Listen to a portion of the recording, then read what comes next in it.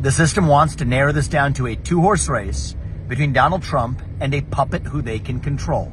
And it has become increasingly clear that puppet is not a Democrat. It's not even Gavin Newsom. It's Nikki Haley. It's in our own party. Well, today, one more step in that plot unfolds. Chris Christie drops out. Next up, I'm going to make a prediction. You're actually going to see Ron DeSantis join Nikki Haley's ticket. He's going to be her VP. The whole game, it's hiding in plain sight. Whatever it takes. And this system will stop at nothing. And I mean nothing. To eliminate Donald Trump from contention. It's disgusting. But the same people who have said they're not going to actually take a principled stand against Trump's removal from the ballot. Haley and DeSantis are both in that category. Do the math, people. That's next up. Ron DeSantis is after Iowa. Everybody, including Chris Christie, apparently got a phone call from Ron DeSantis. Panicked was the word that Chris Christie used. This is the way the plot's going. Ron may not know this. Ron DeSantis may not know this. But that's what his donors are going to make him do. That's what's coming next. Ron DeSantis will become Nikki's VP, whether or not Ron knows it. It's not really his choice. He's not the one in charge of that decision. And then the plot continues. We have to open our eyes and not fall into their trap. Our America First agenda cannot end. Our movement cannot end with Donald Trump when they take him out from contention. And if you think this system is going to even let this man get anywhere near the White House, we need to open our eyes. We need to do the right thing for our country. They are selling us the rope today that they're going to use to hang us tomorrow. Do not fall into the trap, people. And that's why I'm here. All right, guys. So once again, we got to talk about Vivek Ramaswamy because he's doing something that I've never seen a Republican really do, at least to the level that he's doing it, which is to hold the mainstream liberal media accountable, right? Hold them accountable for their lies that they have been telling the American people. And the fact is that they have not been held responsible for the numerous lies that they've told, right? These lies have affected the outcome of elections. They have significantly impacted how Americans think about politics and what is going on in our country. And again, these people are never held accountable for the falsehoods that they consistently spew on their platform. So Vivek Ramaswamy is going to flip the script on the mainstream liberal media, okay, and basically try to hold them accountable for their lives. And it is a thing of beauty, right? And I want to talk about this clip, but I also want to talk about another warning that Vivek Ramaswamy is putting out there about what is going on in the GOP primary, because this is basically an expansion of my video that I did about Chris Christie, Krispy Kreme, dropping out of the GOP primary, and how this is a subtle way that the establishment tries to rig things in their favor. And this is something that Vivek is talking about, and I don't think enough conservative commentators are really calling out something that happens on both sides of the political aisle. And we're going to talk about a little bit of history here, okay? Because what is happening in the GOP primary is reminding me of what happened during the Democrat primary in 2020. And that is something I think people need to understand going into the Iowa and New Hampshire primary. So without further ado, I want to go ahead and react to Vivek flipping the script on the mainstream liberal media, and then we're going to get into a deeper conversation. So without further ado, let's get into it. This is okay. And I'm just kind of curious on the previous question that you those four things that were provably false. Yes. And I'm just kind of curious. I know some of these guys, we've been following some of you guys. I'm curious if there's any national media who actually believe that they were wrong, that those were wrong. Actually, it's a good question, Eddie. So Eddie's you guys are colleagues, two of the top state reps here. And I think that's a good thing to be curious about. Just by show of hands, who here is willing to admit that the Trump-Russia collusion hoax was indeed incorrectly reported by the mainstream media? Is there anybody here able to admit that was incorrect reporting? It wouldn't be really appropriate for us to answer a question like that. Why not? Why would that be inappropriate? I think it would be inappropriate. What's inappropriate is lying to the public. We're doing our job asking you. Was the public lied to, or did the media report on this set of facts that were provided? So that's a fair question. I actually think that the public was lied to long after the media systematically still understood that this was the product of the Steele dossier. The Steele dossier was a piece of Russian disinformation provided by the Hillary Clinton campaign that was served up to the federal government as a basis for issuing a FISA warrant to then potentially infiltrate a member of the opposition party. Facts. Now, again, the Steele dossier is the same document that alleged that Trump likes to get peed on by Russian prostitutes, okay, and all types of nonsense that the mainstream liberal media should have known was garbage, okay? They should have questioned it more. Now, there was some people in the mainstream liberal media that were skeptical, but again, outlets like MSNBC basically peddled it as if it was like the Bible, okay? This is what they did. And that served as a basis to launch a government investigation that wasted millions of taxpayer dollars looking into Trump and pushing his narrative that Trump is an illegitimately elected president, right? That's what happened. Now, the mainstream liberal media can say, well, we just reported on the set of facts at the time. And that may be true for some outlets. But it's not like they went back and corrected themselves and say, hey, guys, we're sorry for peddling this narrative. We got it wrong, right? They don't ever come out and just say, hey, we got it wrong, and continuously remind the people that we got it wrong and this is what we're doing to correct it. They don't do that, right? They get it wrong and then they just keep moving about their lives, right? With no consequences whatsoever. And that's the problem. It's the same thing with the Hunter Biden story, which, of course, Vivek will bring up here. They don't go back and say, hey, you know what? We got it wrong, right? We were wrong to say it was Russian disinformation, okay? That's what CNN was saying, right? Whoop Blitzer. Oh, it's Russian disinformation. Whoop Blitzer didn't come out here and say, you know what, we were wrong for saying that. We were wrong for saying that this was a product of Rudy Giuliani and he's working with the Russians and all that other stuff. You know, the stuff they was making up. They don't do that, okay? So as loud as you reported it, that's how loud you need to be about correcting it, but they never are. So when asked to correct it or to admit that it was wrong, oh, well, we should have to answer questions, right? We're the media. We asked you the questions, right? We report what we want. Don't ask us questions when we get it wrong. We only ask you questions. You have to answer the questions, okay? Again, it's amazing how that works. No accountability. If this was Bush and Cheney doing it to John Kerry, this would have been the stuff of scandal, impeachment, and worse. And yet, I think it was an intentional lie that the media said that account, which we now know to be true, was actually the Russian disinformation. Now, Shauna, I would be charitable in my interpretation of that if it were just one instance. Let me give an easier one. Just by show of hands, does anybody believe the media's reporting about the origin of COVID-19 ran flatly in face of the facts that you have a Wuhan Institute of Virology that was now the likely origin of the COVID-19 pandemic? You all said that it wasn't for a long time. By show of hands, was the Wuhan lab the likely origin of the COVID-19 pandemic? Everybody, media or not.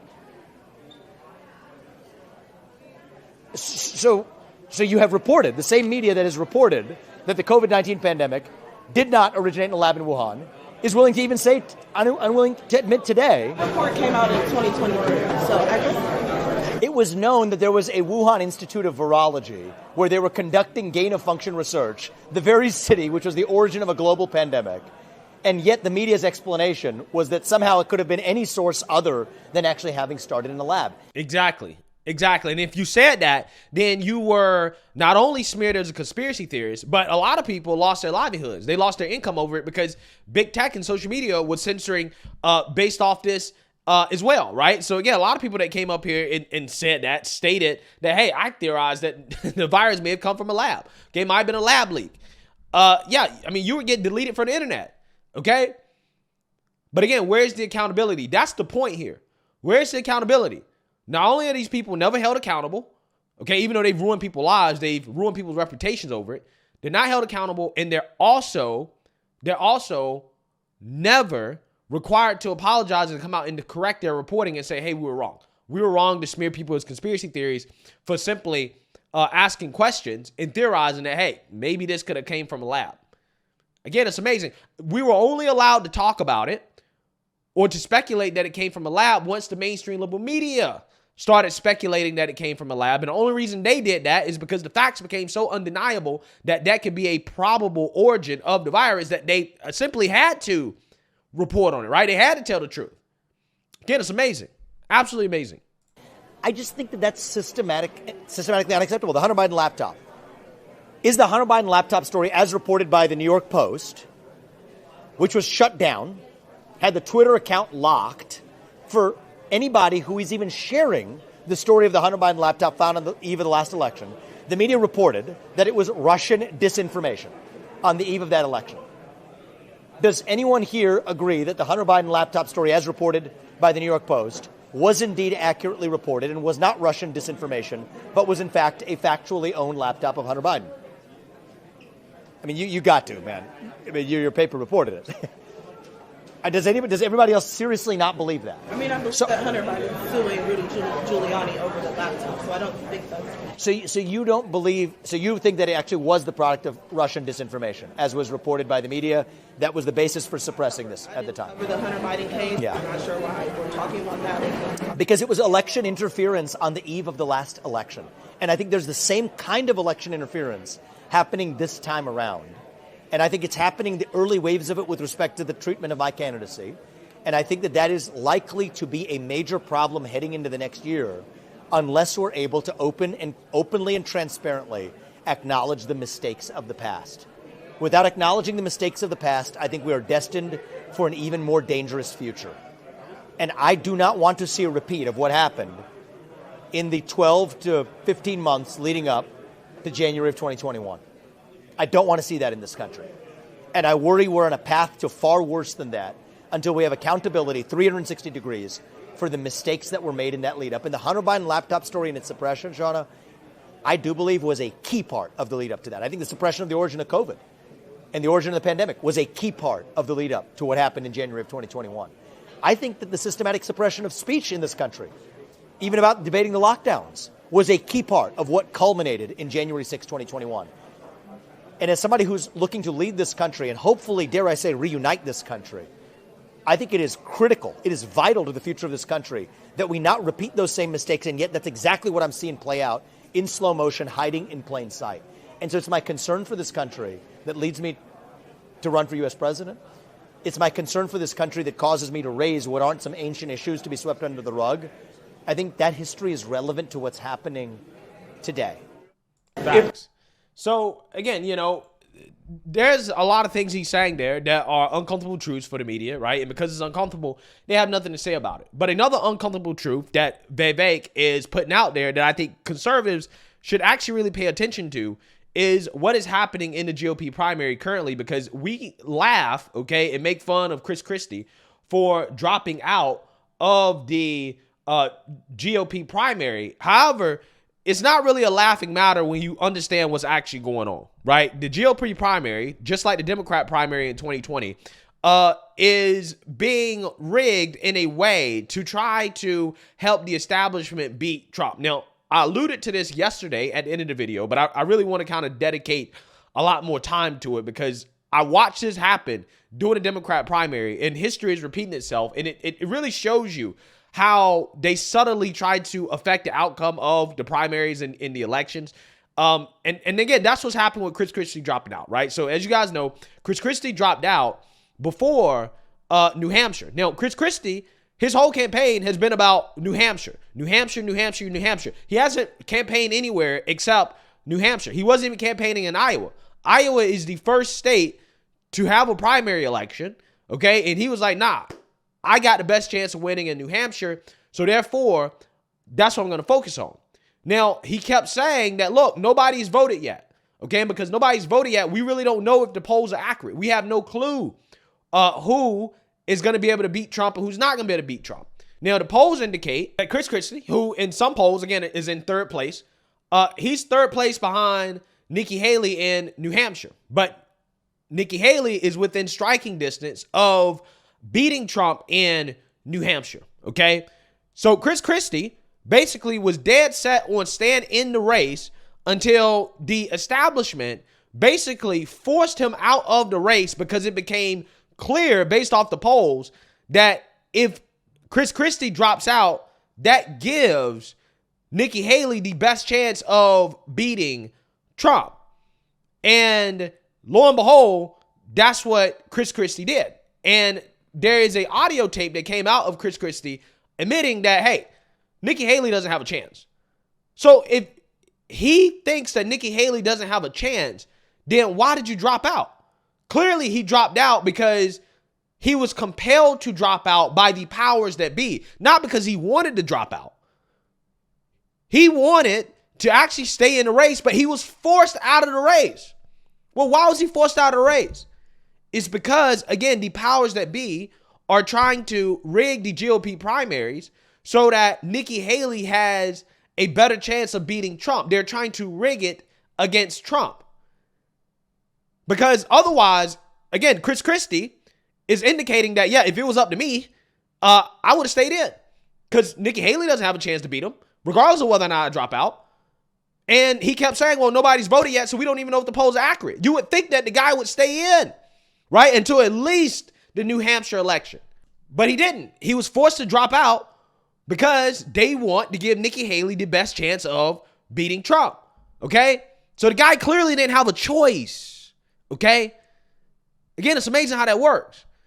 I want you guys to understand, this is essentially the same thing that happened in the Democrats' 2020 primary, where going into Super Tuesday, Bernie Sanders had a lot of momentum that suggested that he could have won the Democrats' primary. As you can see here, ignore the Democrats' completely undemocratic super delegate system thing that they have, right? Look at Bernie Sanders. Iowa, New Hampshire, Nevada. Bernie Sanders had won the popular vote in the first 3 elections, okay? The first 3 elections before Super Tuesday. Pete Buttigieg had performed pretty well in Iowa. He basically came in second place in Iowa.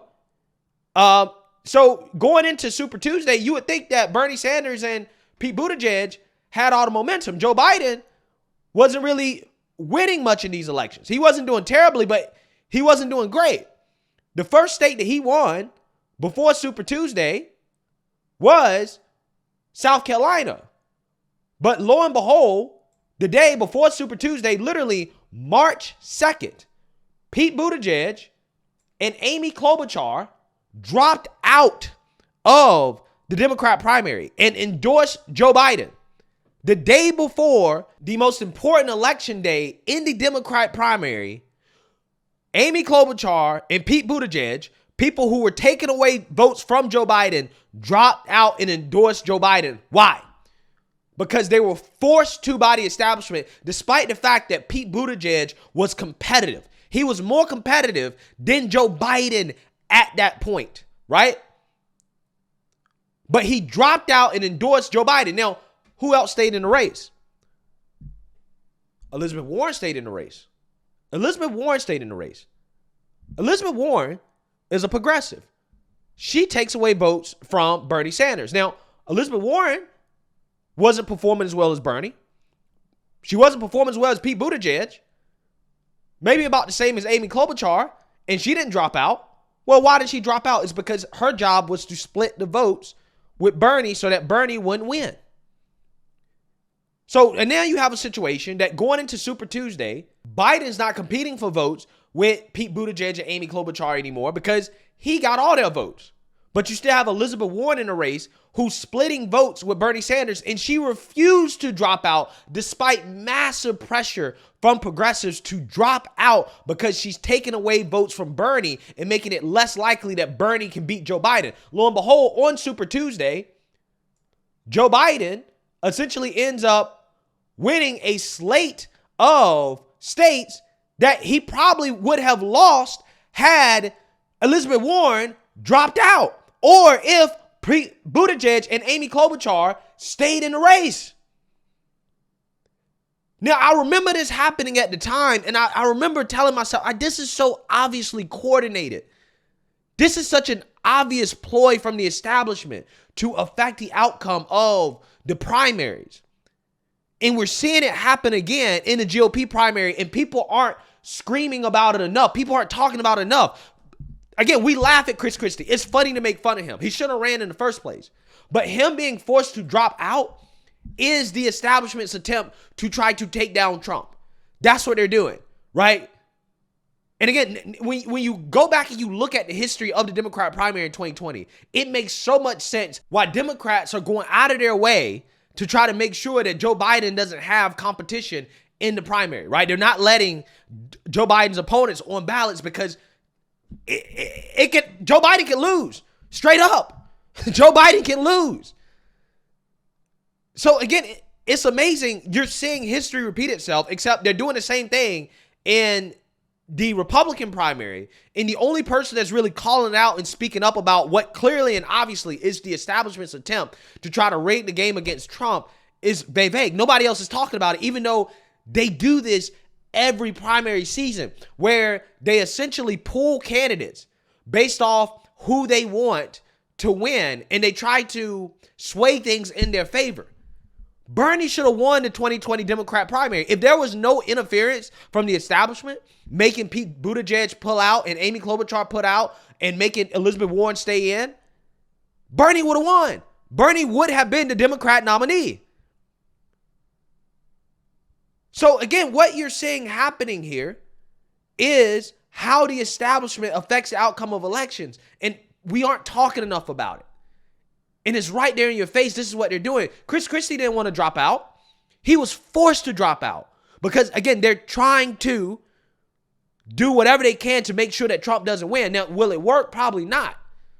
But don't be surprised if Ron DeSantis in Iowa, because he's basically banking on Iowa, right? If he does not perform strongly in Iowa, if he doesn't win Iowa or come in second place, let's say he comes in third place, okay, or worse, which could happen. Nikki Haley could beat him in Iowa. Who knows? Maybe Vivek will surprise in Iowa. Who knows, right? But if Ron DeSantis comes in third place or worse, I think it becomes extremely likely that he drops out before New Hampshire. Well, why is that?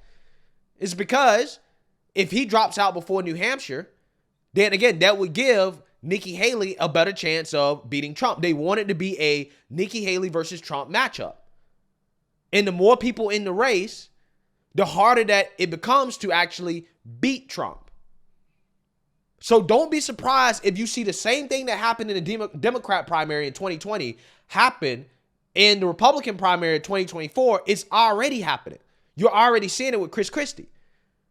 It makes zero sense for Chris Christie to drop out the race right now, right before the New Hampshire primary, unless he was forced to drop out in order to give Nikki Haley a better chance. And if that is the case, then people should be concerned about that, right? Yes, it's cool to laugh at Chris Christie, but I'm serious.